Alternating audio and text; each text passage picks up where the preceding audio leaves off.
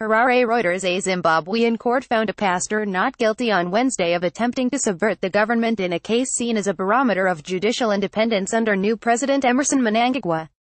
Activist Pastor Evan Mawarire leaves the High Court after he was found not guilty of subversion in Harare, Zimbabwe, November 29, 2017. REUTERSPhilimon BulawayoEvan Mawarire was a strident critic of former President Robert Mugabe, who resigned last week after 37 years in power, weak under pressure from the army and ruling ZANU-PF party. Mawarire's flag movement last year organized the biggest protests in a decade against Mugabe over a deteriorating economy, cash shortages and accusations of government corruption. He was arrested in September and faced up to 20 years in jail if convicted. Mugabe's critics say he used the courts as a tool of repression. They want to see if Mnangagwa's government breaks with the past, particularly given that he served in Mugabe's administration since independence from Britain in 1980. Amnesty International said in a statement they hope that the ruling represents a new beginning for the country. Mawarire said he would keep up the pressure. Activist Pastor Evan Mawarire leaves the High Court after he was found not guilty of subversion in Harare, Zimbabwe, November 29, 2017.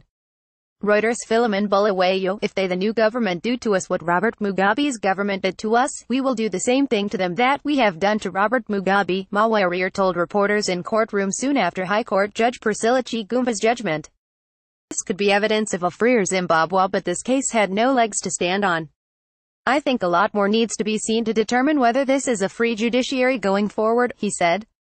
Chigumba said state prosecutors failed to show evidence that Mawarire's actions were a criminal offense. She also found him not guilty of inciting people to commit public violence. He urged passive resistance. He urged prayers for peace. How can prayers for peace be considered an unconstitutional means of removing a constitutional government, said Chigumba. There was a sigh of relief from the handful of people in court when the ruling was made. Mnangagwa must address a crisis facing Zimbabwe's economy that includes balance of payments problems and rampant inflation, and steer the country towards an election next year. Britain could take steps to stabilize Zimbabwe's currency system and extend a bridging loan to help it clear World Bank and African Development Bank arrears, but such support depends on democratic progress, Foreign Secretary Boris Johnson said.